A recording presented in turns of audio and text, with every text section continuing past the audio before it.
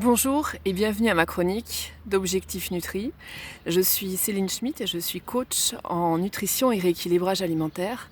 Et j'ai décidé de vous proposer des chroniques quotidiennes avec un thème différent à chaque fois, bien sûr. Et aujourd'hui, j'aimerais vous parler des métaux lourds. Alors, il y a beaucoup de métaux lourds tout autour de nous, dans notre environnement, dans notre nourriture. On va le voir aussi dans d'autres ingrédients et substances. Je vais vous parler des plus nocifs, comme l'arsenic, le cadmium, le mercure, le plomb ou encore l'aluminium. Alors, on en trouve dans l'eau du robinet, avec des doses assez importantes parfois de plomb ou de cadmium. Vous avez bien sûr du mercure dans le poisson, surtout les gros poissons, ça vous le savez tous, le thon, le saumon ou l'espadon. C'est pour ça qu'on dit qu'il faut plutôt privilégier les petits poissons, comme les sardines. Vous avez bien sûr tout ce qui est le papier aluminium, les barquettes aluminium, les dosettes de café en aluminium. Ça aussi, ce sont des sources évidemment de métaux lourds. Il y a les amalgames dentaires qui peuvent être aussi source de problèmes. Vous avez bien sûr des pesticides sur les fruits et sur les légumes. Et puis j'ai découvert récemment qu'il y avait de l'arsenic dans le riz. Vous m'avez bien entendu.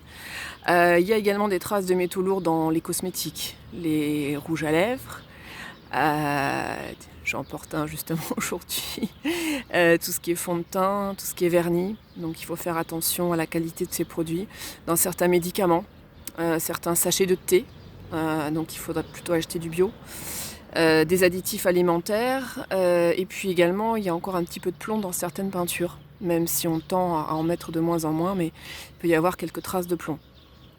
Alors, quelles conséquences pour la santé ? Eh bien, les métaux lourds vont aller se loger au fil du temps, au fil des années, dans l'organisme, dans les cellules et dans les neurones, où ce sera très difficile de le déloger. Donc, ce qui peut se passer, c'est qu'on n'a pas de soucis pendant des années, pendant 10 ans, 20 ans, 30 ans, et puis un jour, on se retrouve avec des troubles qui sont assez proches de troubles neurologiques, c'est-à-dire des tremblements, des vertiges, des surfroides, des engourdissements, des picotements.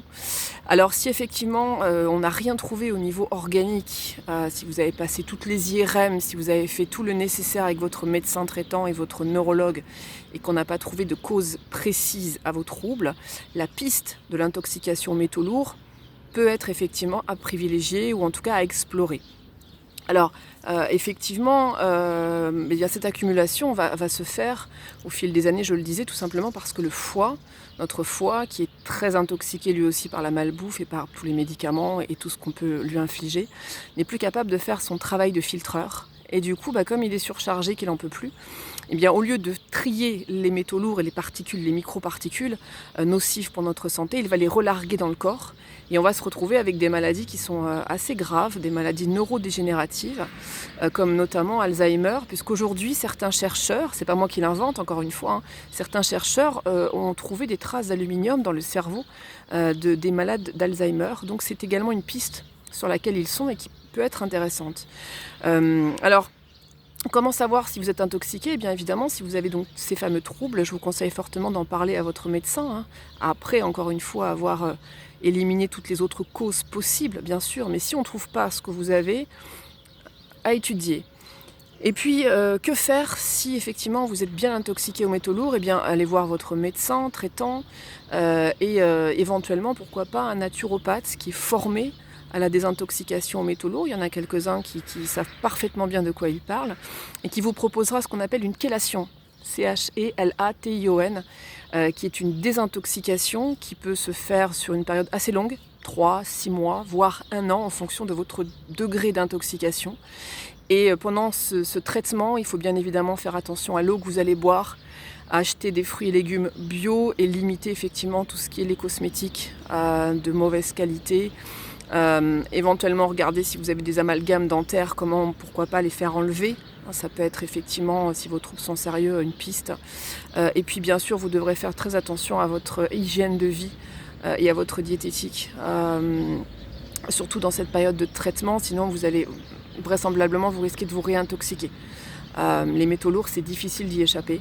Mais certaines personnes sont plus atteintes que d'autres. Encore une fois, si le foie est malade, Un naturopathe vous dira toujours de commencer par traiter votre foie de manière à ce que le traitement se passe au mieux. Voilà, j'espère que j'ai pu vous rendre service et vous donner quelques petits éléments sur les métaux lourds. Si vous voulez m'écrire pour prendre contact avec moi, c'est sur objectifnutri@gmail.com. Et bien sûr, je peux être votre coach en nutrition. Je fais des programmes, puisque j'ai perdu moi-même 22 kilos. Donc je mets en place des programmes personnalisés. Donc vous pouvez me contacter via mon mail et puis on s'appelle, on en parle. Et je peux être votre coach même dans la France entière, puisque je peux faire ce suivi par téléphone sans aucun problème. Je vous expliquerai tout ça.